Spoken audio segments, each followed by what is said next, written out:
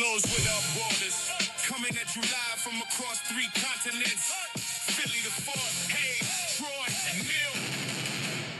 Let's do this. Let's go. Welcome to Bulls Without Borders, and it's our first episode with the intro video. Shout out to Neil for creating that. It's super sick.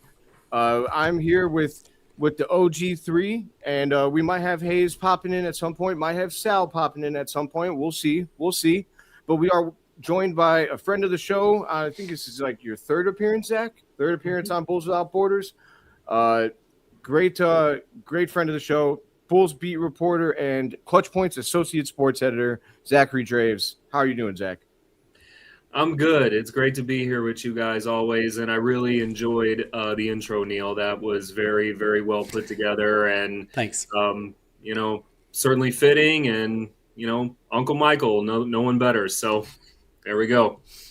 There you go. There you go. I know. Yeah, that's especially hits home for you, Zach. I know after what we've talked about and everything. So, yeah, man, that's awesome. So I'll introduce him next then. So Neil, my partner on the Six Banner podcast, he's the man with the editing finesse. How are you doing, Neil?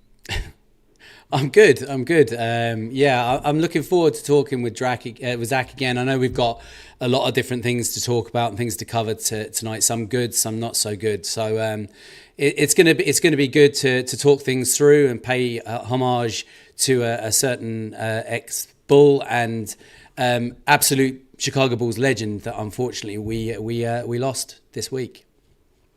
Yeah, man, no question. And then last but not least, got straight out of Australia. He's the frontman of the Whole Lot of Bull podcast, which has been surging lately. Congratulations on your recent success, Troy. Troy Wingate. How are you doing, Troy? I'm good, Phil. No, thanks for that. Yeah, the Whole Lot of Bull has been surging a little bit of late. So thank you to everyone who has been tuning in, supporting my own personal channel. It's been great. Hopefully keeps continuing. But it's nice, real fresh morning down in Adelaide this morning. It's like hasn't even reached 10 degrees yet this morning, which going by Celsius, that's I don't know what it works out to be in Fahrenheit.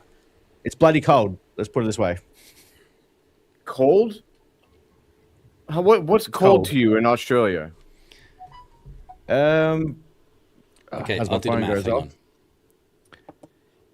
Well, for me, what did you say? It for me depends. Like I know a lot of people will go, "Oh, it's so cold and it's like 15 degrees," and I'm like, "What are you talking about? I'm perfectly fine." So basically, I think for cold for me is like less than 10 degrees Celsius. Yeah, 10 degrees Celsius is 50 Fahrenheit. That's not cold, dude. That is not cold. I'm so sorry to say it. No, for Australian standards, that's cold. Okay, fair enough. Okay. You have a rude awakening if you ever come to to Chicago in the winter, too. Mate, right. Okay. Yeah, I have no idea. I have the monopoly on rain, but Chicago has the monopoly on cold, for sure. Yeah, without a doubt. Yeah, with wind chill, dude, you might be getting some negative 30 action, dude. It's not a joke. Well, you guys need to come to Australia for an Aussie summer. See how you guys handle that. That's fair. I've been to Death Valley. I will say I've been to Death Valley. That was pretty hot there, but don't recommend it. Anyways, all right. So enough talk about the climate, but we do have to address something that is very, very upsetting and it sucks. To be quite frank, over the last week we've lost Stacey King, Chicago Bulls legend, absolute. In every sense of the word, when you think Bulls basketball, you think Stacey King, and that's how it's been since 2008 when he came on full time. He was a 3-time champion with the Bulls from 91 to 93. We drafted him out of Oklahoma, and he was a key role player in those 3 years, and then came back to serve as our color commentator, where he was synonymous with Bulls basketball.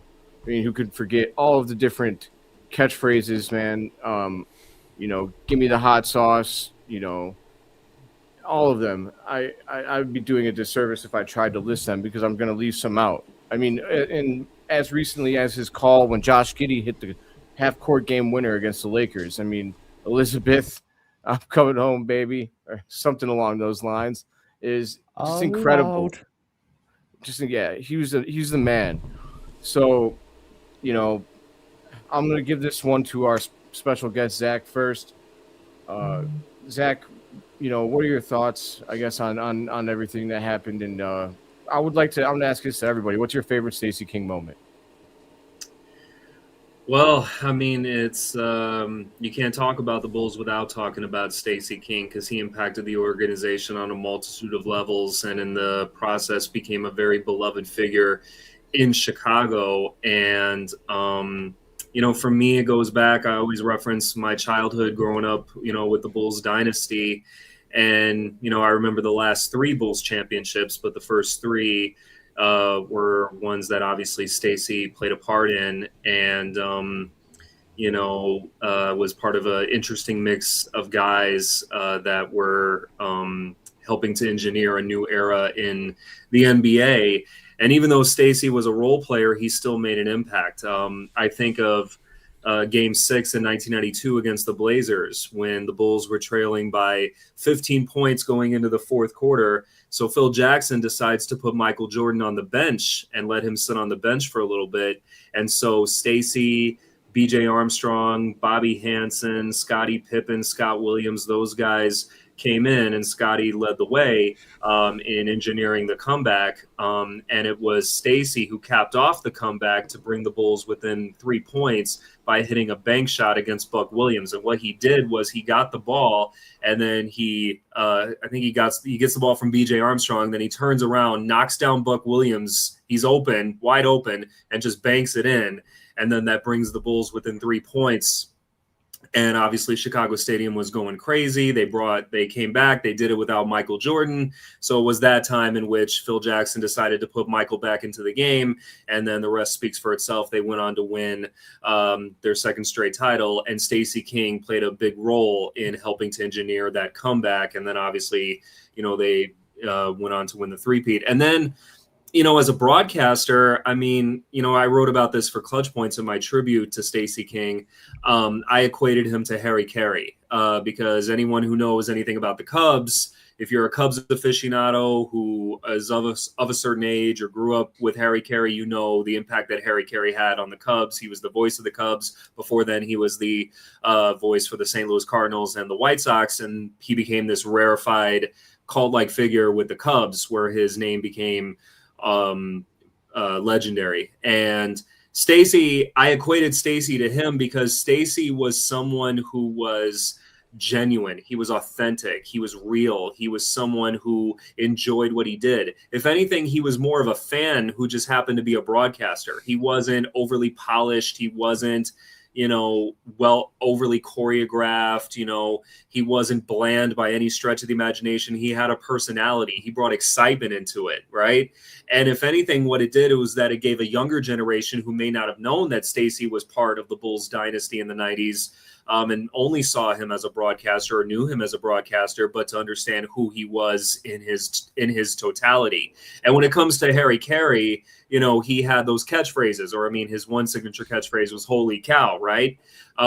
Stacey had a plethora of catchphrases. Phil, as you alluded to, "Give me the hot sauce," or "I'm coming, Elizabeth." When he said it after Josh Giddey hit the half-court shot. Among other times, he referenced that. And for those that don't know, that was a reference to the 1970s sitcom Sanford and Son, where the legendary comedian Red Fox played Sanford, who was the owner of a garage that he owned with his son. And he would always jokingly say throughout the show, if he was having a heart attack or pretending to have a heart attack, he'd be saying, "Oh, it's the big one. I'm coming, Elizabeth," in reference to his deceased wife. So for those that didn't know where that came from, they learned it through Stacey King. They learned that there was this groundbreaking sitcom in the 70s produced by the great Norman Lear called Sanford and Son. And just Stacey was in such a rarefied class of broadcasters who had personality, who were fans more than they were the broadcaster, or they were, as I said, just fans who happened to be broadcasters. Harry's part of that group. Hawk Harrelson is part of that group from the White Sox. Mel Allen for the Yankees, Red Barber from the Brooklyn Dodgers, Dick Enberg. Dick Enberg's great signature quote or catchphrase after a big play or whatever the case was "Oh my," and he turned it into an art form. Howard Cosell, I tell it like it is. He's Stacey King is part of that illustrious group that's few and far between. Phil Rizzuto was part of that, who was former Yankees shortstop and then became a Yankees broadcaster. He popularized "Holy Cow" in the same way that Harry Carey did. And he always used to do, like, if there was a pop-up fly, to end the inning, it was a pop-up to second or short. Phil Rizzuto would often say, it's a pop-up to short. And while we're at it, happy birthday to so-and-so. They turned, 30 years old in, I don't know, Chicago, something like that. Just shout out a random person and say happy birthday to a random person. Stacey was part of that class. And I think that's part of the reason why the loss is so hard. And, I was on Gildy's podcast earlier this week or a couple of days ago. And just the overwhelming consensus among everyone else on the roundtable was that there will never be anyone like him. The person that's going to come in after him will have big shoes to fill, certainly. And they may be really good at what they do, but there's only one Stacey King. Yeah. I mean, man, amazingly said, Zach. I mean, I don't know. I'm getting a little feedback from somebody. I don't know who that is. One of you gentlemen, but just throwing it out there. Check my settings because my settings went off the last time, so I don't think it's me. But okay, I think it's better. Okay, cool, we're good. Sorry about that, everybody. But yeah, I mean, you hit the nail on the head, Zach. That was an amazing tribute. You can't summarize Stacey King any better than that. In his ability to make any kind of word or sentence or phrase instantly catchy and memorable is a real tribute to what his capabilities were. His charisma was unmatched. Like you said, even though he was a fan broadcasting, you never felt like it was. He also did, I know that his job as Bulls broadcaster was to lean Bulls biased, but he wasn't afraid to speak his mind either. Like when he didn't like the way something that was, how many times did he want Vooch to get in the post? I mean, he couldn't stand that Vooch was standing out there at the 3-point line. He wanted Vooch in the post so bad. And I felt his pain. I did too. Yeah, it's a simple game. It's exactly it. So I'll pass the ball to you, Troy. What are your, give me some of your thoughts about Stacey King. And I'm sorry, Zach, did you give us your favorite moment? I would say my favorite moment was the half-court shot by Josh Giddey against the Lakers when he did the Elizabeth reference to Sanford and Son. I thought that was quintessentially Stacey. I mean, just the drama of the moment. I mean, that's one of those moments that will live on forever in Bulls history. I mean, it was just a regular season game, but then also keep in mind that the Bulls were starting to pick up the slack a little bit in the second half of the season, and Josh Giddey was playing exceptionally or considerably well after the All-Star break, because that was after the All-Star break. And just, the Lakers hit that shot, and then Giddey hits the half quarter, and then at the United Center just goes berserk. And Stacey was just classic Stacey. So that one will stand out forever. And if I may say, before turning it over to Troy, another good comparison, if you want to talk about a really good former player turned broadcaster who had a fan in him that came out every so often, another comparison to Stacey King is the late, great Bill Walton. Former player turned broadcaster, was an analyst. But if you look back at some of Bill Walton's great works on NBC or ESPN, yes, he was an analyst and he had a brilliant basketball mind, but he was a fan very much so. And it came out in different ways. I mean, like anyone else, if it was an analyst that was, like a Doug Collins, for instance, who was very analytical, who was very polished, who would break down the play, using certain analytics, because he was also a coach too. So he knew the game inside and out. Bill Walton wasn't like that. And I always say, and Stacey wasn't like that either. He was analytical, but not too analytical to where it turned people off or it confused anyone. And Bill Walton, from time to time, if someone made a bad play, instead of being overly analytical, trying to dissect the play, Bill Walton would be like, what was that? He would say it like that. As if you were watching the game with him at the bar, right? He had a few drinks and you were watching the game. That's how he would say it. And Stacey was like that too. It was like hanging out with him at the bar and watching the game. And, he's into it. He had a few drinks here and there and he's into it and he's excited and he's motivated or he's pissed off when things are going well. Like that's who Stacey was. And he was a man of the people. Like everyone that's come into contact with him. And I will say, and Troy, my apologies for going on and on. I know you're up next. Go for it, Zachary. You're good, dude. Yeah. Okay, I just want to make sure. So I will admit I never had a chance, unfortunately, to interact with Stacey. I crossed paths with him, but I never said anything to him, and I will always regret that. Just because I saw him walking into the tunnel at the United Center as I was going up to my seat to cover the game. He had his phone out. The game's just about to begin. I didn't want to bother him because he's about to go on the air, and I just didn't want to interrupt him. So I never got a chance to interact with him. But people who have interacted with him will tell you that he was a very, very much a man of the people. In the same way that Harry Carey was. And I wrote about this in Clutch Points. Like, Harry Carey was someone who, like, he would be out and about after the game, after the Cubs play. Like, you'd see him out and about in Wrigleyville going to every bar known to man. And he would be hobnobbing with the people. And people will even tell you, or there's stories, that Harry would sometimes show up to the broadcast booth to call the game drunk. Like, he would probably do that. I wouldn't be surprised, because it was Harry Carey. And if anything, that just made him lovable, even more lovable, probably. But Stacey had that vibe to him. He had that aura about him. He was very much a man of the people, and that's why he will be sorely missed, and there will never be anyone like him. Facts, man. Absolutely. Yeah. Troy? Yeah, look, just like Zach, everything you said, man, that was great. Like, very extremely well said, man. We'll, as you said, like Zach, Stacey's a man of the people, and I've got to give a shout out to Derek Briscoe, who, probably one of the most famous Bulls fans going around.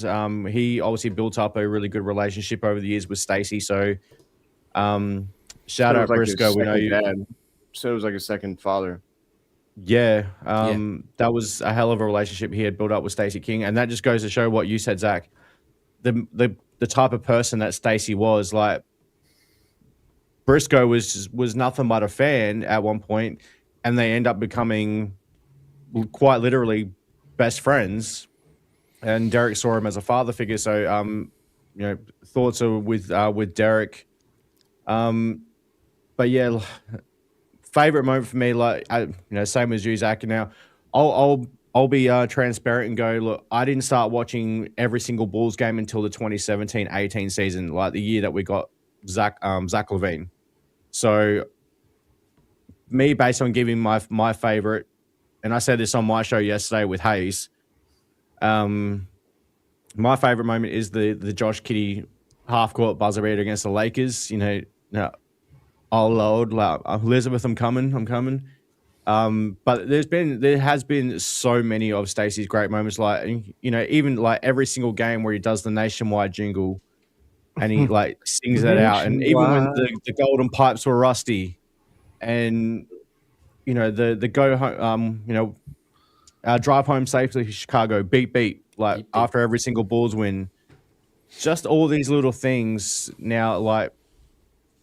He's going to be so, like, you can never replace the King. Like, it's never going to happen. But no, I know it's still quite tough to talk about because there's so much stuff that you can talk about with Stacey King. Like, if you don't mention one thing, you feel like you're doing him a disservice because there is so much great stuff that he did. Like, all the nicknames, like, Jimmy Butler hits the preseason game winner against the Atlanta Hawks, and Jimmy G Buckets. The G stands for gets.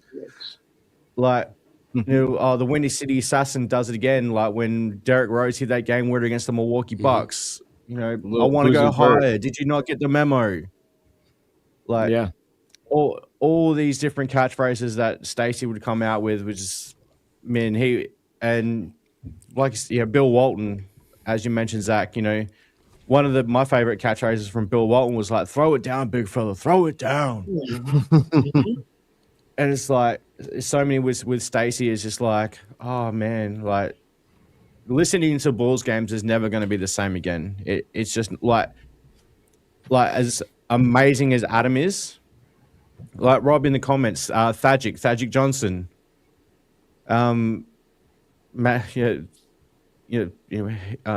Thagic Johnson, Magic Giddy, that's upset a lot of Bulls fans because they're trying to say, oh, he's comparing Josh Giddey to Magic Johnson. But yeah, it's just so much stuff with Stacey. Like you can't name them all because there's so many of them, and like I mentioned before, you feel like you're doing him a disservice if you miss it. But nah, we're gonna miss that dude like so badly. He is so great, and as a player, he was a hell of a player himself. Like, was he one of the top college players when he was with Oklahoma? He goes the number 6 pick in the draft. So you have to be damn good at basketball if you're the number 6 pick in the draft. And we were lucky enough to get him in Chicago along with BJ Armstrong to help build that bench unit that helped us win 3 titles in the early 90s. So yeah, there's so much you can say about. There's so much about Stacey. I know I've said this a couple times before already. There is so much that he has done, and you could say that there is so much you can't name it all because there is so much. But rest in peace to the king. Absolutely, man. And Neil? Yeah, I mean, there's so much to say, and so much has already been said by you guys in such an eloquent way. To go straight in with my favorite quote from Stacey King, and Troy kind of touched on it already, is, "What are you doing, Dragic? Did you not get the memo?" I mean, that was just, Derrick Rose can go upstairs. It was just brilliant. And it was all those like off the cuff moments and remarks that they hit the mark every time after time after time. He was just an absolute natural calling games. And the way he managed to bounce with Neil Funk. And then I think he really came into his own even after Neil Funk left, and he joined up with Adam Amin, and the two of them they're like a comedy duo, and it was brilliant. It made the games so entertaining, even when the product on the floor was piss poor. You still had something to look forward to. Even when the Bulls weren't playing well, I found myself on many occasions, and I'm sure you have too, where you kind of stop watching the game and you're just more focused and tuned in to what Stacey and Adam were talking about, more so than what you were actually watching on the floor. And they'd go off on tangents, and they'd start having like their own personal conversation, but everybody was invited. Do you know that kind of way? And it was so entertaining and so much fun. And I was very, very lucky and blessed in the fact that I did get to meet Stacey. I was over in Chicago with my daughter, and after the game we went down to the sideline, and we had a little chat with Tim Sinclair, who we've had on here before and I've been in contact with for a long time. But I then got passed over to Stacey, and I never felt rushed away. I never felt like I was annoying him or bothering him. He stood there and he chatted away to us. He talked about my podcast that I was doing at the time that I'm not doing anymore, C-Red UK, before I went on to do the Sixth Banner and this podcast with you guys. And he spoke to my daughter separately, independently, chatted to her for a few minutes. She didn't know who Stacey King was, and she walked away raving about Stacey King. He signed her top. She still has her top upstairs, and she's constantly annoying me about getting it signed, getting it framed. And this was before we even knew that Stacey King had passed away. And my daughter's 14 years old, doesn't get to stay up and watch the games live like I do because of her age. And yet I could see a tear in her eye when I told her that Stacey had passed away. He he just transcended across different age groups, different generations. He brought something for everyone. I'll always remember him for giving me those few minutes of his time, and that's all it takes. Just, you know, a few minutes with a fan, a few minutes with anybody that is prepared to want to spend time with Stacey, and he gave that. He gave it willingly. He gave it generously, and that was just him all over. He was a giver. He was a provider of entertainment, of information, and he is going to be impossible to replace. We all feel the void, and we haven't had to sit down and watch a game with his voice missing from it yet. When that first game is played through the TV and he's not there, I think that's when it's really going to hit home for a lot of us. He will most certainly be missed. He is already missed. And to his family, friends, colleagues, anyone that was ever affected in any way by Stacey King in their lives, you know, my heart goes out to you all. We're all in this together. He is a big loss, and R.I.P. Hot Sauce. Yeah, just I don't know what else to say. Go buy Stacey's hot sauce, by the way, everybody. Doesn't he have his own hot sauce? Yeah, he does. You guys, definitely go buy it if you can. Support him and his family.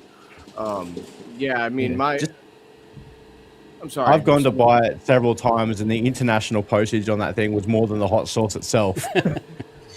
Yeah, I don't. It's cheaper to fly over to Chicago and get one. That's an expensive hot sauce. But yeah, I mean, Stacey King is just you guys all summed it up.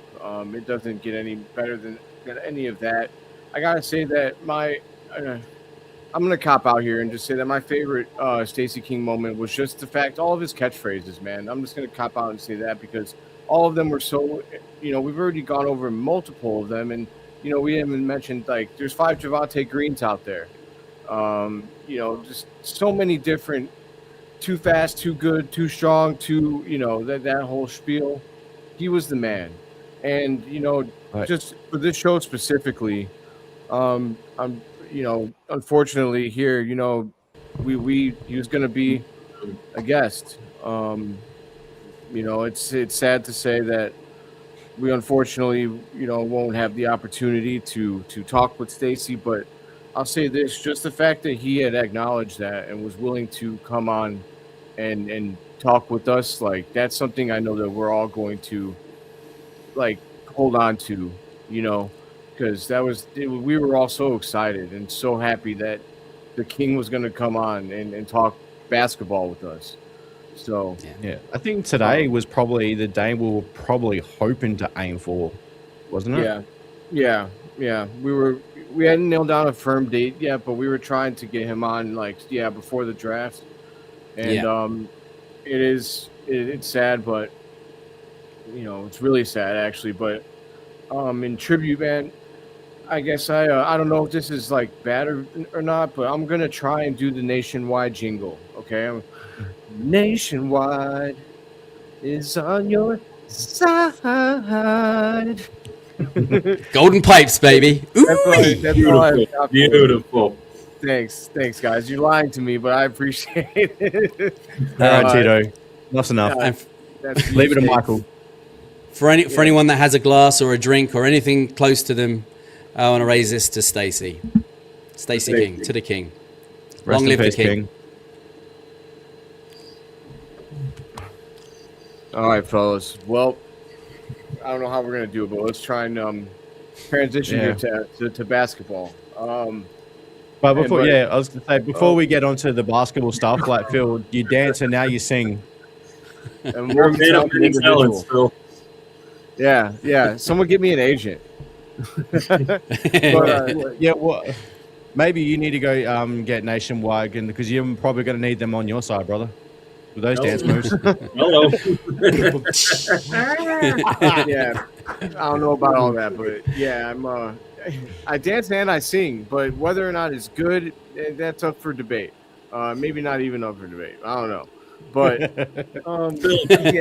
little known secret, Phil, Kobe Bryant tried to rap at one point, so anything's possible. Yeah, y'all didn't know that. Kobe Bryant rapped on a song with Brian McKnight and with Tyra Banks. Look it up for yourself. He wasn't. Wow. He wasn't good. He wasn't good. Well, It was like 18, 19-year-old Kobe. He tried. Yeah. Kobe tried to rap at one point, and I'm pretty sure Shaq probably took him into a room and said, "Hey, don't do that ever again," because that was. Maybe that's why himself and Shaq didn't talk for so long. Probably because he told Kobe not to rap. Don't ever rap again. And Kobe never rapped, and Kobe never rapped since. He never did. There you go. His life, twice he tried to rap. But point is, Phil, anything's possible, so go for it. Yeah, John Cena has a rap album too. If anybody, I know that's out of this genre, but it's incredible. It's equally funny. But anyways, all right. So basketball. I wanted to. There's a number of topics that have been rumored and whatnot over the past week, but there's one that I want to talk about because I think that we all have strong feelings on it. And I know that we're agreeing. I think we're all going to agree on this, but I just kind of want to. It's the topic that won't die, and so I just kind of want to. I don't know. As a podcast, let's put this to rest because it's ridiculous. Ja Morant has been brought up over and over and over and over again as. Well, we can get rid of Patrick Williams. Like, why don't we, there's the proposed trade out there is like we trade for Patrick Williams. And I think that like different versions have like maybe another role player or two involved for the number 3 overall pick in Ja Morant. And while I understand that moving up to 3 would be cool, and yes, getting rid of P. Will for Ja Morant, maybe on the surface sounds like a great idea. You're still bringing on much more money than you're getting rid of, right? So you're eating into your cap space, which people will say, well, that's what we're trying to do. We're going to take on bad contracts for draft capital. So, but here's my thing: the player you get at 4 is arguably going to have just as much potential as the guy that you can get at 3. It also takes, being at 4 takes all the pressure off of choosing the wrong guy, although I guess that's not maybe a reason to not do it. But the biggest reason to not do it is while Patrick Williams is on the team, he's also not – look, he's a bum, but he's like a bum you could put on the bench and not worry about and forget. He's not Ja Morant who can actively destroy your culture. So, like, I'm just going to say it before I pass it off to Zach. Dude, we don't need Ja Morant. Can we please stop talking about – him coming to this team? I don't think people understand just how much he could destroy the team culture. It's not worth the risk. He's declined in points per game every year for the last 5 years. So he's on the downswing. He's not on the upswing, man. I don't understand why we're obsessed with him. I know that we want talent, but we're about to draft at 4. Boozy has a ton of potential. Like, let's pump the brakes. Zach, what do you got on this subject, my man? I mean, Phil, you hit the nail on the head right there. I mean, Ja Morant doesn't make any sense from a player perspective or from a player standpoint, from a financial standpoint, and just from a morale standpoint. I mean, Ja Morant, it wasn't that long ago when Ja Morant could have been the face of the NBA or could have been one of the great next big players to emerge into a phenomenal talent if injuries didn't get the best of him and if his off-court behavior didn't get the best of him. And now we're seeing the end result of that with him being injured. As you pointed out, his play on the court has drastically declined due to injuries in large part. And yes, when he's healthy, he's still really good, but that's give or take. I mean, it's hit or miss with him. So you're not getting any bang for your buck by bringing Ja Morant in. And just from a financial standpoint, you're going to try to save money. As you pointed out, Phil, you're trying to save money by making smart trades. Certainly Patrick Williams needs to go. I mean, we can all agree that Patrick Williams has been a bust, but when you put him in the same sentence as Ja Morant, I'd rather have Patrick Williams on the bench, ride the bench and not, worry about it or not worry about him. And he's him not being a priority. And than opposed to bringing in Ja Morant, who will cost so much, will blow the whole salary out of the water, and then you don't know whether you're going to get the healthy version or if you're going to get him injured once again, and then you're stuck with him, and that money was spent for no reason. And as you said earlier, I mean, with the draft coming up, the Bulls have a really good chance of getting a real generational talent. I understand that there's a lot of debate about, whether the Bulls should draft up to potentially acquire a Cam Boozer from Duke, or if they should just stick with the number 4, which will likely be Caleb Wilson coming out of North Carolina. I mean, I wrote about Caleb Wilson after the draft, and I emphatically stated that he would be the perfect fit for the Bulls, given where they are right now, with Bryson Graham, engineering a whole new culture shift, and his whole acronym of SLAP, size, length, athleticism, physicality. I mean, Caleb Wilson embodies all of those things. He's athletic, he's agile, he's versatile at both ends of the floor. He could be a good isolation player. If anything, Caleb Wilson is the type of player that Jalen Smith, for example, could emerge into, right? He's sort of the template of what a Jalen Smith could come or could emerge at. And in terms of rim protection, I mean, my God, Caleb Wilson fills that role perfectly. And that's something that the Bulls have been lacking in the paint for quite some time. But again, going back to Ja Morant, I don't even know why. Out of all the names you could mention, I mean, I know the Bulls are in desperate need of a franchise player, but and I wrote about this in Clutch Points too. Like there's plenty of fish in the sea. Ja Morant is not the best catch. No. I mean, yeah. I mean, you nailed it to me. We'll change up the order just a little bit and go Neil. Neil, what are your thoughts on this? My thoughts on this are this, right?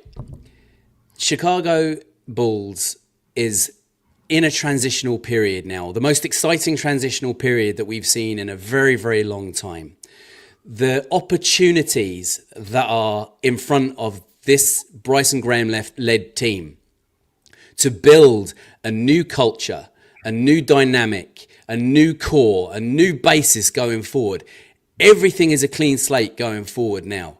Why the hell would you bring in somebody that comes with baggage, risk, and, like you say, a declining career at the moment in Ja Morant into a city like Chicago that could not necessarily be the best kind of position for Ja Morant to be in and be around?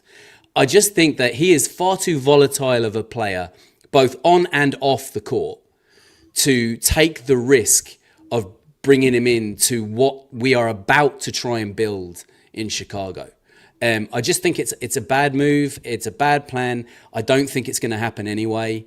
But it's like you say, Phil. It's that rumor that just it won't seem to die. It won't seem to go away.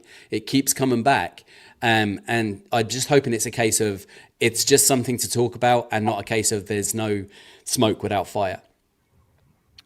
Yeah, I mean the risk is enormous. I think people that want this to happen are like downplaying just how bad this could go. Like you're talking about like literally blowing up the culture immediately. This is the type of thing, because if it gets bad enough, Boozy might not be like, when his contract comes up, he's like, this is a shitstorm. I'm out of here.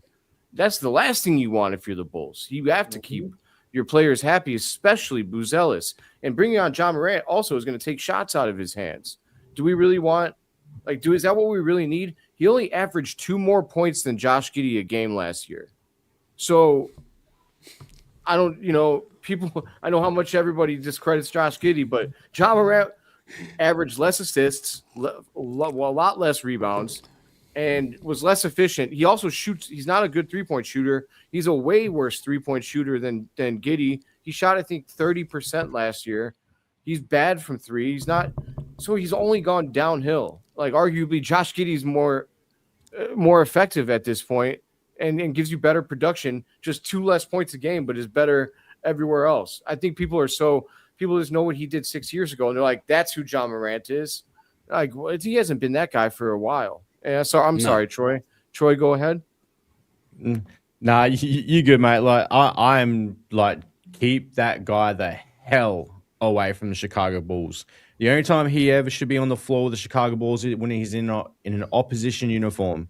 Outside of that, keep that guy well away from the Chicago Bulls. I have said that on my podcast. I have said it on Twitter. Like, that guy, we don't need that baggage in Chicago. His off-court dramas, that contracts, that, like, his health, like you just brought up, like you guys just brought up, he only averaged an extra 2 points more than what Josh Giddey did. And Ja Morant is a scorer, whereas Josh Giddey is a playmaker. So he's only averaging 2 more points a game than a friggin' playmaker. And Right. I don't know. He shot going 23% back to from three, dude. 23% from three last year. I'm sorry. Go ahead. I like the number 23, but that sucks. I'm sorry. I didn't mean to interrupt you, Troy, but I just seen that and I was like, dude, 23%. that's 23%. People get mad at Josh Giddey and his shooting ability, and some of these fans want Ja friggin' Morant on this team, who shoots 23%. that's awful. Awful. That's so In bad today's- from the three. Yeah, in today's NBA, where the three-point shot is heavily utilized, some would argue too utilized in certain situations, but nonetheless an integral part of the game. Like, there's no margin for error when it comes to that. So, and again, for someone of his name, of his caliber, of his, how well known he is. I mean, he's been in the league for 6-something years now, and obviously people know who he is. If you're a somewhat of a marquee name and, you draw a lot of eyeballs, either for the right reasons or the wrong reasons, there is that expectation for you to perform. And, he just doesn't do that. And again, I don't know why, out of all the guys that keeps getting brought up as the potential franchise player, you go with Ja Morant. I mean, Phil, hell, maybe they should draft you and you go out there and shoot some threes. I'll be honest, if you leave me open, I'm definitely shooting higher than 23% from three. You're I'll a Renaissance better man. than 23% from behind the half court line. Oh, that's a bit. That's maybe some hyperbole. Put me to the test, I dare you. What's that? Put me to the test, I dare you. Oh, hey man, the half court line is far. But no, I just don't understand, man. We can move past this conversation. I think we've slammed the door shut on it. I mean, it's obsession with a name. I know Bulls fans really want a star player. I get it, but the answer is, I don't mean to put you on blast, Robert, but getting rid of Matas Buzelis is the very last thing that we should be doing here. There's other ways that you could try and move up. Why get rid of Buzelis? He's the best prospect you have. He's got potential to be a real star in this league. He's only 21. He's got 6 years of development before he's in his prime. I mean, there's no reason to. The guy made back-to-back Rising Stars appearances during All-Star Weekend and was in the slam dunk contest last year. I mean, yeah, there are things that Modest has to do to continue to develop, one of which is obviously to build some muscle and bulk up a little bit, which, to his credit, he has said that he intends to do during this offseason. And he's only just coming off his second year. So, yeah, I mean, with all due respect, I mean, the idea that we need to get rid of him, there's no reason for that. No, it's silly. If we've pumped as much time and effort into trying to develop Patrick Williams, I'm sure we can give a little bit more time to Matas Buzelis. Absolutely. Yes. For the love, I mean, Matas, it's not even a comparison. Like, Matas showed more his rookie season than Patrick Williams has his whole career. So, all right. So let's talk a little bit about these NBA draft rumors. So we can probably do, we don't need to do a 2-for-1. We can just kind of go, we'll move through these as quickly as we can. We'll talk first about Keaton Wagler. So Keaton Wagler, big time player out of Illinois. Very good prospect, but some people are saying that the Bulls might move into the top 10 in order to try and draft him. Now, I've also seen other people. I've seen a couple people, and I don't think that this is a popular sentiment, but say, well, also we could draft him at 4. No way on drafting him at 4, right? No way. But No. Nope. as far as moving into the top 10, do you think what would I guess I could ask, like, what would you be down to move up in the top 10 for Keaton Wagler? And if so, what do you think the Bulls should offer, or what would you be willing to part with in order to make that happen? And this time we'll switch up the order again. I'll start with you, Troy. Keaton Wagler, like, he's definitely an interesting prospect. I know obviously a lot of Bulls fans have a lot of love for him because of what university he goes to. So I know there's probably a lot of bias when it comes to that specifically. It'd be like, what if you went to UCLA? Would there be the same love for Keaton Wagler that there is because he goes to Illinois? And that's me not taking a shot. That's actually a genuine question, like, because there does seem to be, this kid from Illinois, like, that's part of it. Yeah, so for me, I'm just like, hey, he's a fine prospect. If he is your guy, then, like, yeah, you try and trade up to get him. It just depends on how much you've got to give up to get him. Because, like, I don't know, me personally, I'm more than fine at staying at 15 and trying and hoping that Cameron Carr falls to 15, or you get a Merez Johnson or a Karim Lopez or any of these guys. Like, you have to be so certain that Keaton Wagler is going to be one of those guys for you to try and trade up from 15 to get him, because otherwise, you're going to get a perfectly fine prospect at 15. Facts. We'll go to you now, Zach. Yeah, I agree. I mean, you're really taking a gamble if you're going to draft up for a guy like Keaton Wagler. I mean, don't get me wrong. I mean, he's a great talent. I mean, he can score from all spots on the floor. He's a playmaker. He has shown some promise, in terms of being, a guy who can be very versatile in many different ways. And he does have a good basketball IQ. So he does come with a lot of tangibles. But then the other thing about it is that, he is, he's, if you compare him to, say, the likes of Caleb Wilson, I mean, I know I'm championing Caleb Wilson here, but, like, he's not as athletic as a Caleb Wilson is. Not that he's not, but he doesn't have that elite vertical athleticism that a Caleb Wilson presents, or that the Bulls certainly need.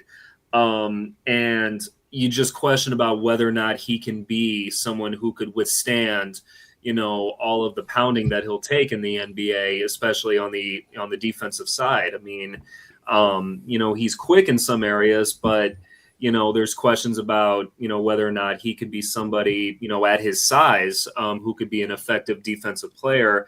And then also the Bulls, when you look at all the draft projections that have been floated out for the last few weeks, and you look at who the Bulls are projected to get at the number 15 pick, at the number 15, I mean, they've been largely pretty decent, to say the least. And once again, they've been largely fulfilling of the SLAP acronym that Bryson Graham has prioritized. So, I mean, I can see it from both sides. I mean, Keaton Wagler, yeah, he has promise. He has potential. He's good on the offensive end. He's a playmaker. You certainly need that. But then there's also that great need on the other side of the floor.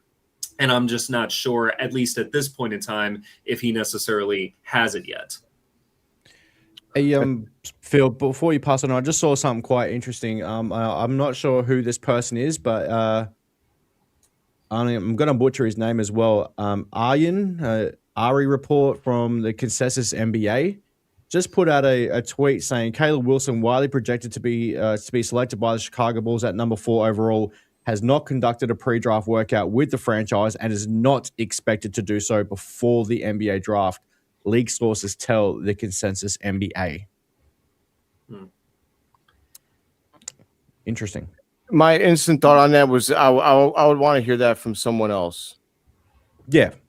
I want to hear that from other sources.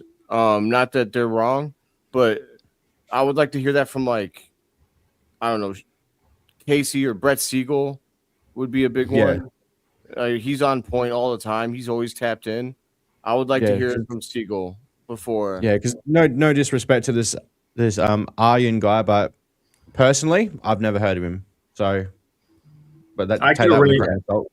I obviously work with Brett at Clutch Points, so I could arrange it, and for him to come on and chop it up with you guys to be able to provide that perspective if you guys want to. Dude, That would be incredible. That would be Yeah. amazing. Love I would Brett love that. Yeah, I would talk. Yeah. I'll hit up Brett and see what works. And Phil, if you don't mind, there's something else that came to mind with regards to Keaton Wagler, just that I forgot to mention is, and a bit of a correction here. Yeah, I mean, he does have size, he does have athleticism to him. It may not be elite, but he does have it. But then on the defensive side, you just wonder if he's someone who's going to be able to go toe to toe with a lot of these bigger, stronger wing players. When it on the defensive sides of the ball. So we'll see. Mm-hmm. Bet. Neil, good going rewinding a bit. What are your thoughts on the Keaton Wagler stuff? Yeah, as you know, Phil, I'm actually quite high on I love the fact that I love the fact that this kid can shoot lights out.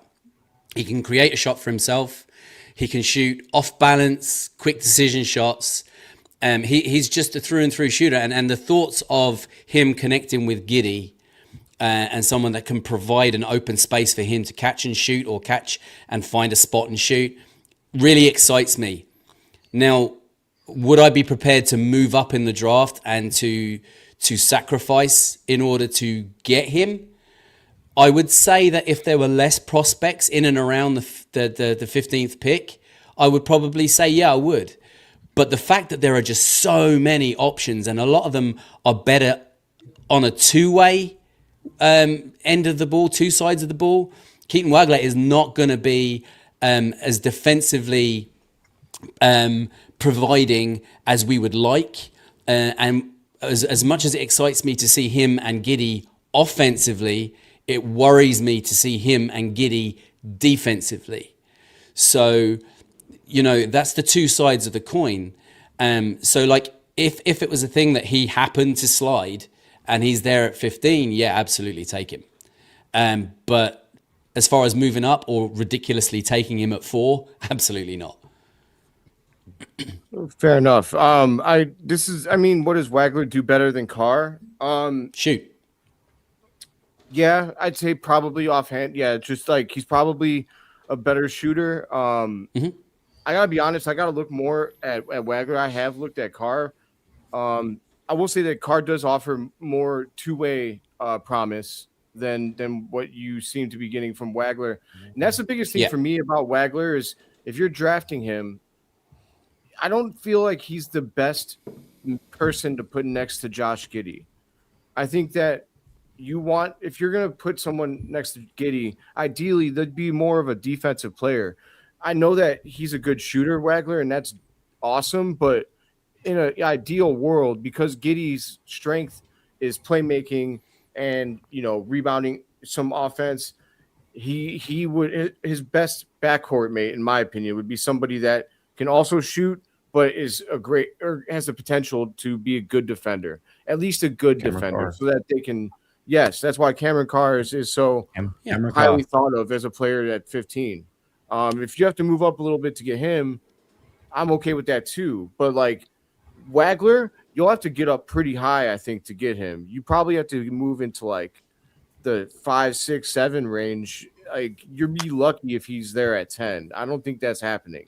So, no, at number 10, you're probably looking at the more likes of Braden Burries than a Keaton Wagler. Yeah, so I mean, we'll see what happens, but I'm not I'm not huge. Wagler makes sense, I guess, if you're gonna trade Giddey, but like we've been steady on this podcast and saying that we would prefer to see Giddey stay. So So moving on to the other NBA draft rumor, there was another rumor that Caleb Wilson is now getting popular enough to perhaps pass Cam Boozer on some NBA draft boards. And in doing so, obviously that would, if that was the case for maybe whoever was going to draft Cam before, whether that's Utah. I think our universal thought is Devance's going 1. So if Caleb Wilson jumped up for Utah or Memphis, if they were to take him, then we would, I guess, at that point be left with Cam Boozer or Darren Peterson. Since we haven't talked about these guys with you yet, Zach, I will pass this to you first. And I'd just like to ask, I guess, if we don't get Caleb Wilson, what do you think of Darren Peterson and Cam Boozer, and which one do you think you'd like more? That's a good question. I mean, if they don't get Caleb Wilson, I wouldn't be too unhappy or too down if they were forced to choose between Darren Peterson or Cam Boozer, because they're both incredible players. I mean, Cam Boozer obviously at Duke was a standout, great offensive threat, great playmaker. Not necessarily, when it comes to Caleb Wilson, not necessarily someone who I would, consider to be like a phenom type of player, especially considering that Caleb Wilson is somebody who brings just a lot of assets and has a lot of weapons in his arsenal and is that overly versatile player that is very much in keeping with what the NBA is all about as of right now. But I do think that if the Bulls are, stuck with those two, or if we're forced to choose those two, I will be honest, I don't really have a preference between either one of them. I mean, both of them are really good offensively. Both of them have a lot of potential. Both of them, are great playmakers. Both of them have a lot of energy and a really high basketball IQ. And honestly, I don't really have a preference. So we'll see either way. But that's all I can give you, honestly, at this point. Okay. Hayes, what's up, big dog? What's going on, fam? How you doing, man? I'm living life, man. I'm out here living life. That's all I can say. I'm trying to take it one day at a time and not die. And not die. Well, yeah, that'd be preferable. Listen, so far so good. The way that I live, you just never know, right? You remember I cracked 2 ribs like a month ago randomly, so you just never know what's gonna happen with my life. So. How'd you? I don't know. Should I ask? I don't want to. I'll tell you when we get off the air. Okay. Tree 1, Hayes 0. Fair enough. But yeah, man. We're talking right now about the rumor about Caleb Wilson potentially passing Cam Boozer on some draft boards, and what would happen, basically if Memphis went with, or Utah went with Caleb Wilson over the other two. I was asking, which out of Darren Peterson and Cam Boozer, which player you like more? And I know the rest of us, have talked about who we want. So I guess I'll ask you which one. We haven't talked between those two though. So which one would you want more out of Cam Boozer or Darren Peterson? If you were asking? that's a hell of a question, right? Like Cam Boozer has such the high, Cam Boozer is going to be at minimum an 18 and 10 guy in the league that you like. I've said this before and people think I'm crazy, but I'm going to say this again. At his ceiling, he's a modern day Tim Duncan who can shoot threes. Like that's literally who he can be as a ceiling. And while Tim Duncan wasn't the most exciting player, he was an amazing player and he did so for a decade plus. So I think like that's the range for Cam Boozer, but I'm not going to lie to you, man. And maybe that's just because like electric guards are so rare. Darren Peterson, man, it'd be hard for me to pass him up if he's there at 4. Like I'd probably say Darren Peterson because I think Darren Peterson has top 5 scoring in the league potential. He actually does give a damn. I know there's a lot of things about him sitting in college, but I honestly think him and his college knew that was the plan to preserve him for the NBA. I think that was the plan when he agreed to go there. So I think in the NBA he's going to be motivated. I see a lot of Anthony Edwards and Darren Peterson. So I'll say Darren, but I would not be mad at Cam Boozer either. Fair enough. I'll throw this to Neil. Neil, what are you thinking? I'm thinking that the Chicago Bulls struck absolute gold when they moved up to the number 4 position because they don't have to make the decision. The decision is not that this is a 4-player draft at the top end, right? and the Bulls are picking 4. So it's not like they have to take a swing and miss. They just take whichever player drops to them at 4. And any of the 4 players is a win. Any of them is a win. So if it's Darren Peterson, you've got his electric scoring, his high ceiling. If you've got Cam Boozer, you've got his steadiness, his stoic way of playing, the fact that he knows how to win. I mean, I'd take a Tim Duncan. Yes, please. Thank you very much. Yeah. That would do me any day of the week. So, yeah, whichever one falls to me. I know that's sitting on the fence. I know that's kind of ducking the question a little bit, but I genuinely am happy no matter who we get at 4. I mean, it's the truth. Troy, what are you thinking? I mean, like Neil just hit the nail on the head. Like, whoever drops to number 4 is who you take, and you run in. We go, thank you very much. Drive home safely, Chicago. Beat. There you go. But who do you want? Who do you like more, though? I like Darren. When it comes to Peterson and Boozer, Peterson. Yeah. Is that your North Carolina talking? Just a little bit. Undisputed. You just said that. Yeah, I'm a Tar Heel at heart, so yeah, I'm gonna, Undisputed is gonna hate you for saying that, bro. Who? You better watch out for Yoder. He doesn't exist in my book, but I mean, does Yoder really exist? That's a good question. But at the end of the day, Cameron Boozer is going to be a great NBA player. And I've been on record saying, look, obviously with the consensus then was, Caleb Wilson and Cameron Boozer are going to be like the one there at number 4. And yes, Caleb Wilson is my preferred option of the 2. And I've always said Cameron Boozer is my least favorite of the top 4. Not once have I actually said he's a bad player. So, and I know when I've said those things like, oh, you're full of crap, and Cameron Boozer's the number 1 pick, and people have said this and said that. I'm like, just because I said Cameron Boozer is my least favorite of the top 4, in no way have I ever said he's a bad player. He's going to be great. There is no doubt about it. I just prefer Caleb Wilson, and I'm going to prefer Darren Peterson over Cameron Boozer. Right. It's like if you were talking about the best stars of the 80s and you had to talk about Larry Bird, Magic Johnson, Michael Jordan, and Isaiah Thomas. You're probably going to say, oh, Isaiah Thomas is my least favorite. That doesn't mean that he's not a Hall of Famer. Exactly. Like it's really that simple. But we can. All right. So let's move this over to the last 4 head coaching finalists. Not to mention that one of those finalists went to Chicago to talk with the Bulls. So we got finally a report by Casey Johnson that was confirmed, by him after multiple false reports about finalists that the final 4 are Ryan Schmidt from Atlanta, Micah Nori from Minnesota,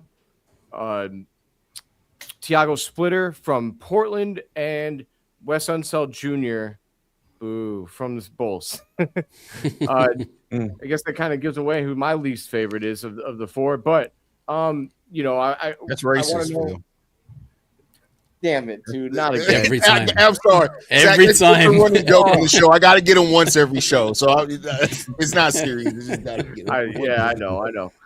But I almost moved you to the top row, but I decided not to, just to avoid the talking point. But all right. So out of the 4, I guess we'll talk more. We'll do something different with this instead of just who's your favorite. We'll ask you to rank them. So we'll start with the guest of honor, Zach. I would like you to rank the 4 coaching finalists as to who you'd hire. Well, number 4 will be easy, and that's Wes Unseld Jr. That's the easy ranking right there. If I had to, I'm going to go a little bit backwards here. So Wes is number 4. Number 3, I would probably put Ryan Schmidt there. I mean, yeah, he has experience with the G League, and there's something to be said about that. And he's an assistant with the Atlanta Hawks, and so he's been able to effectively utilize the G League, which for the Bulls is something that is greatly needed because they've really used the G League as sort of a place for rehabilitation rather than development. So the fact that he has that experience, there's something to be said about that. But I'll still put him at number 3. As far as number 2, I'd probably go with Tiago as number 2. I mean, and all credit to him. I mean, with him being able to come in and fill in for Chauncey Billups after Chauncey Billups was arrested for the whole gambling operation or the gambling sting last fall, and to take over for the Blazers and then get them into the postseason, no less. I mean, credit to him, and he's a candidate for Coach of the Year, and I would say rightfully so.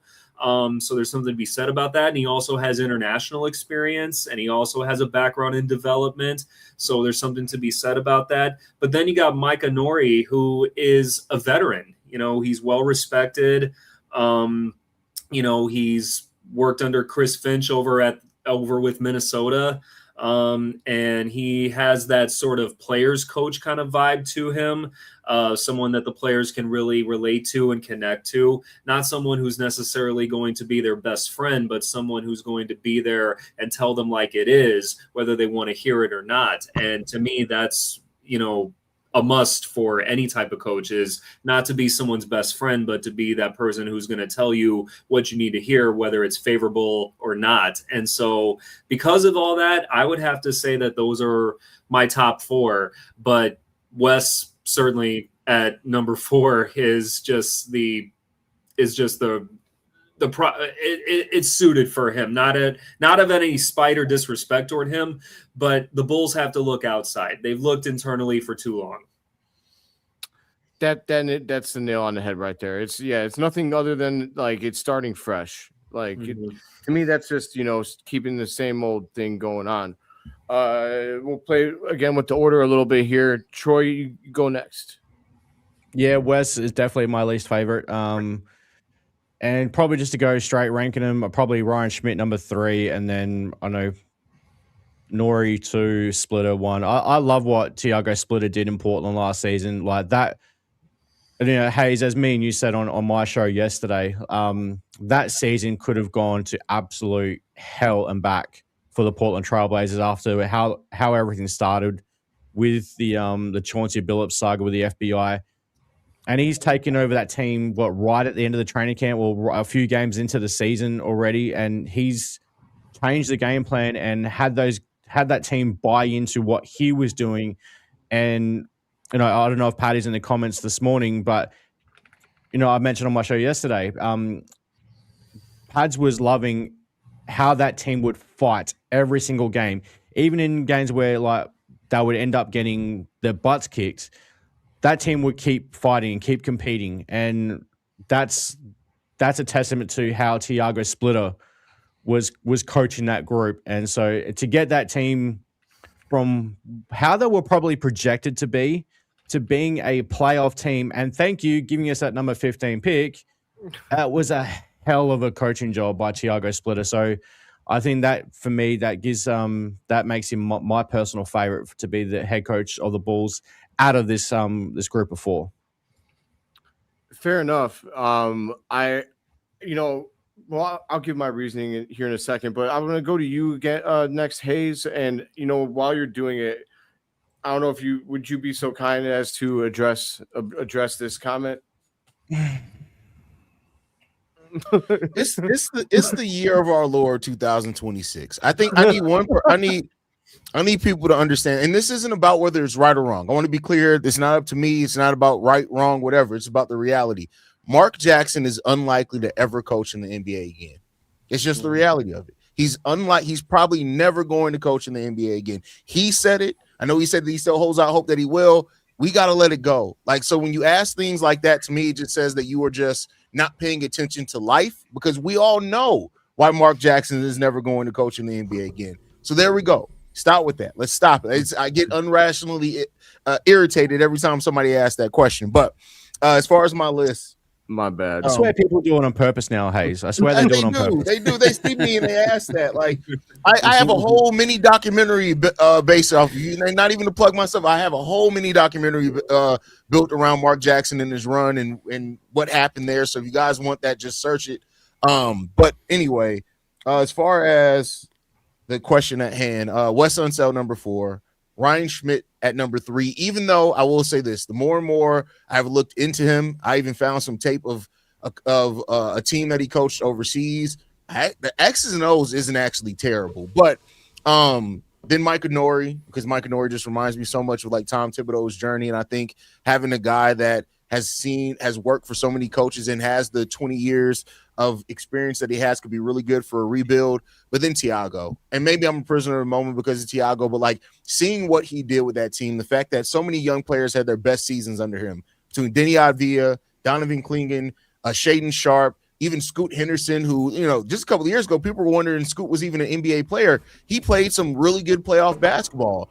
They dealt with injuries throughout the year. Of course, the stuff with the ownership and, of course, the Chauncey Billups thing. Like, give me a coach that not only didn't have time to instill his system in training camp because he wasn't expected to be the head coach. Give me that guy. I'd be willing to bet on that guy because he's already dealt with so much adversity and he's dealt with one of the few owners that people say were worse than the Reinsdorfs. Coming to the Reinsdorfs is an actual upgrade for him. I really like Thiago Splitter. That's wild that the Reinsdorf is an upgrade in ownership for someone. That's crazy. Neil? Yeah, I'm not going to travel too far away from where everyone else is. I'll throw it out quickly for the same reasons, really. Wes Unseld Jr. is number 4. Look, if Wes wants to stay on as an assistant or as part of the coaching staff, I'm perfectly okay with that, but I do not want him as the head coach of this team. We need new blood. We need a new direction. Ryan Schmidt's going to take number 3 from me purely because he is the coach that I know the least about, but he still has to be better than Wes Unseld Jr. taking over. Micah Nori goes second for me. And at number 1, I'm choosing Thiago Splitter. And not only because of the job that he has done with Portland, as you've already all talked about, but I just love the poetry behind the fact that Thiago Splitter helped Portland give the number 15 pick to the Chicago Bulls, which he may then get to utilize as the head coach of the Chicago Bulls. That's playing chess, man. He was playing chess. Telling you. I love that. Telling you. Well, that's brilliant. That's brilliant. Well done. I love it, Neil. I'm sorry. Are you finished? I don't know if I'm good. Okay. I did. So yeah, I agree. I'm not going to run it back. I agree. But I will say, I know that, so I know, you had Nori number 1, Zach. It's very close for me. Like, it's honestly like Splitter is 1, but like Nori is 1A to me because I think Nori's great. The fact that he was able to take over from Chris Finch when Finch got hurt in the Western Conference playoffs a couple of years ago and was able to guide them to the Western Conference Finals, even though he was just the assistant at that time. I think that said a lot about him. He was asked to just hop on and head coach in the biggest time of the year, and he succeeded for the most part. So I thought that, that showed a lot about him. And I'm a big fan of Micah Nori, and I really hope it's one of those two, Splitter or Nori. Although I'll add this when it comes to Nori, though, Phil, like, even though you said like he obviously did a hell of a job with the Timberwolves, Chris Finch was still there on the bench. Like, oh, was he? Yeah, he was still there. Like, maybe apart from when he had to go get initial surgery or something like that. But as soon as he could, he was back there on the bench, and like, obviously, Nori was the one up standing around and doing all the active coaching, but no, Finch was still there on the bench having an influence too. Okay, my mistake. I thought that. I guess I had that wrong. I didn't look into it that deep though. That's on me. No, I just remembered it off the top of my head, like just then. And if I can just say about Splitter, if he is in fact going to be the coach, I mean, yeah, he was the one who had an in-person interview reportedly this week in Chicago, which is obviously a telltale sign that they obviously think very highly of him, and rightly so. If it were to work out and he comes in, he's the head coach, and he helps turn things around, it would be another example of the Blazers actually helping the Bulls in a monumental way. Like, there's an actual history here that could actually continue if this all works out well, if Splitter becomes the head coach and is able to turn things around. And what I mean by that is, I'm sure you all know, there you go. Phil knows where I'm going with this. 1984, you had one of the most consequential drafts in NBA history, just like we're about to enter one of the most consequential drafts in NBA history, just given the talent that's coming in. 1984, Hakeem Olajuwon, number 1 pick. Number 2, Sam Bowie coming out of Kentucky. Number 3, Michael Jordan. Then after that was Charles Barkley, right? And the Trailblazers had a chance to pick Michael Jordan, but at the time, the proverbial thinking was you needed a big man in order to win, so they decided to go with Sam Bowie, and Sam Bowie turns out to be one of the biggest busts in NBA history, in large part because he was injured all the time, and then they passed up on Michael Jordan, and the rest speaks for itself. Although, in fairness to the Blazers, they already had Clyde Drexler there, so you weren't going to get another explosive 2-guard to be a part of it. But still, it's fun to think about, just what could have been had the situation gone the other way. So with that being said, if it works out for Splitter, if he were to come just like he did with the Blazers and able to stick it out and be able to get them to the postseason, given everything they've been through with such a young group of talent, and it all works out, that would just be another example of that unique history of the Blazers inadvertently helping the Bulls out. Absolutely. Real quick, I would say, Edwin, not to dismiss your comments. We did talk Ja earlier, so I would encourage you, if you'd be so kind, if you are. Well, can I respond to it since I wasn't here for that? Yep. Oh yeah, go for it. Commented on. So are the Ja rumors true? So I think the kid just needs a reboot, a serious reboot, but who would we move for him? Here's my response to this, Edwin. Then you can go back for the other guys. Is that, let me ask you this: with the Bulls being young, trying to build a culture, trying to rebuild, do you really think the best place for Ja to reboot is here? Like that's a legitimate question that I have, is that I do think Ja, there's a case to be made that Ja under the right culture could get back to, we're 2-3 years removed from people asking if he could be the next face of the league. And now people talk about him like he's washed, right? And he's still 27 years old. He's still very young.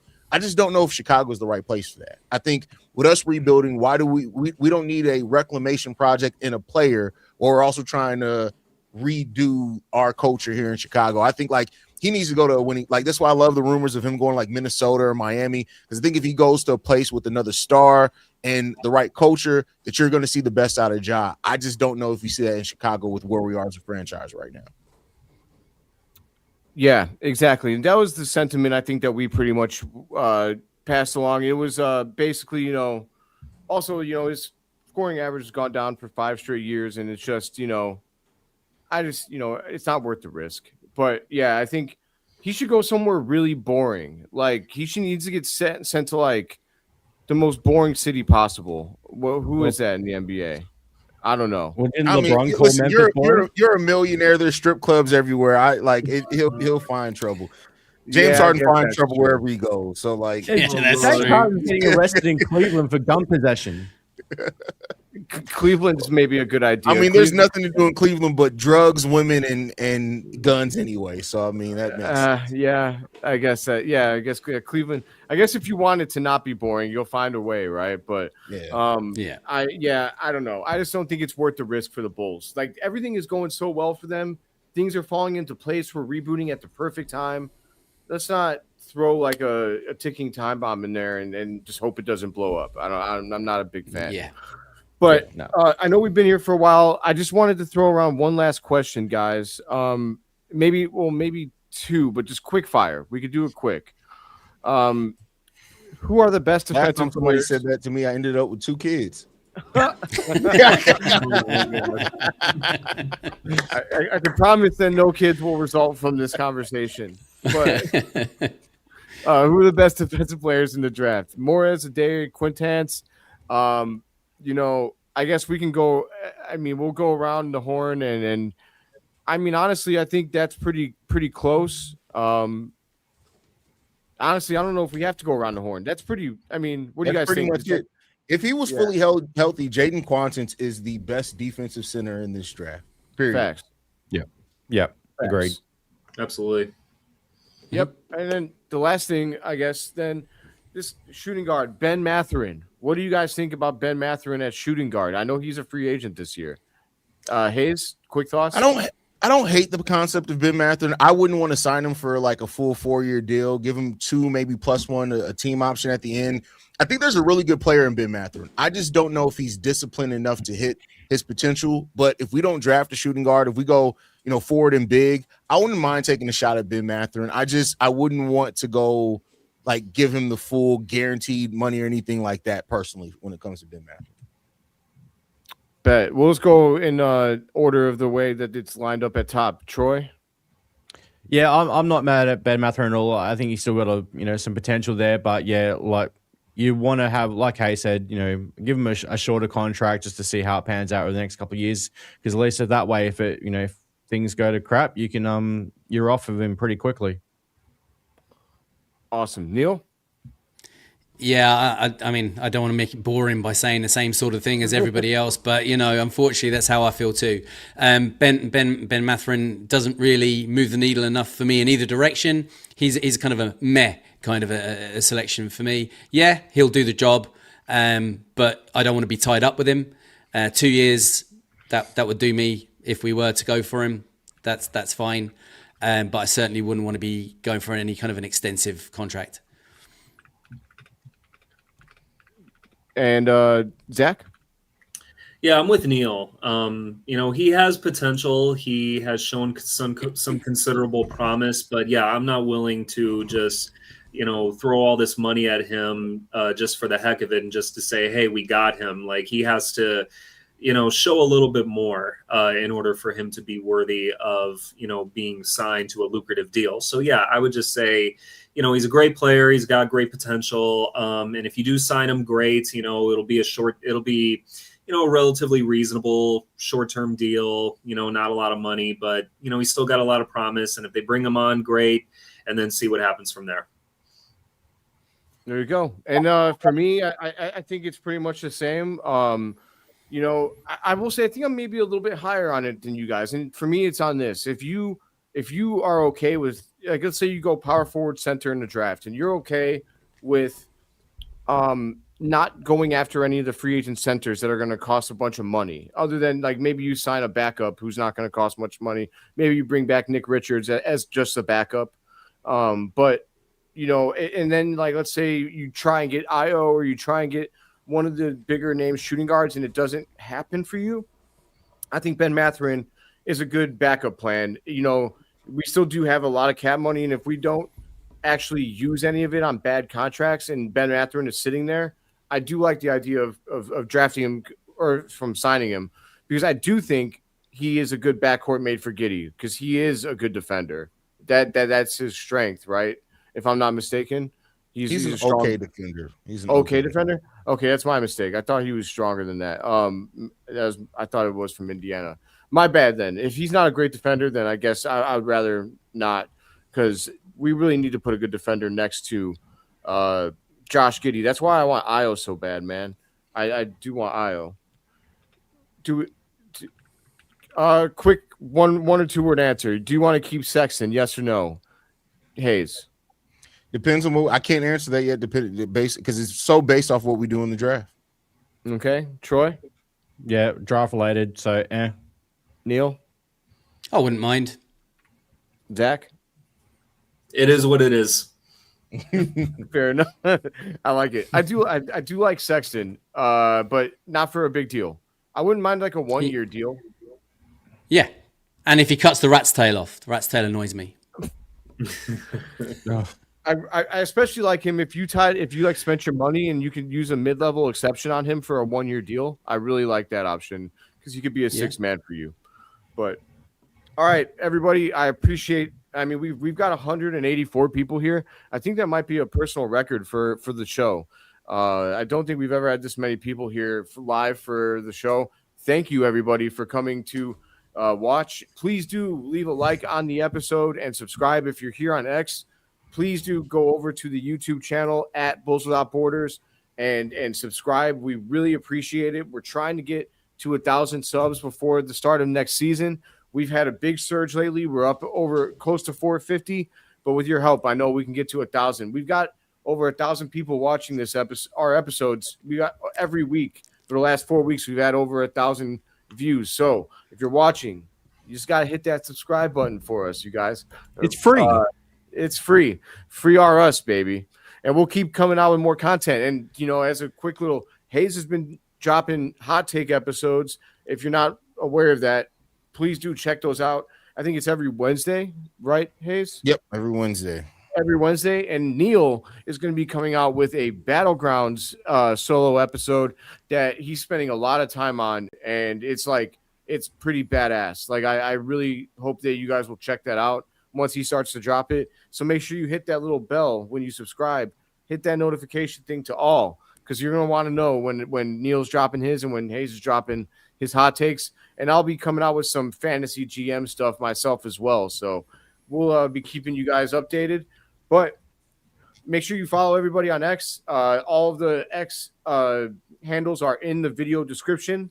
And other than that, I'd say let's get ready for this draft, baby. Bulls are about to change the franchise. 3 continents, 1 love, the Chicago Bulls, man. We appreciate you all being here. Until next time, see red, baby.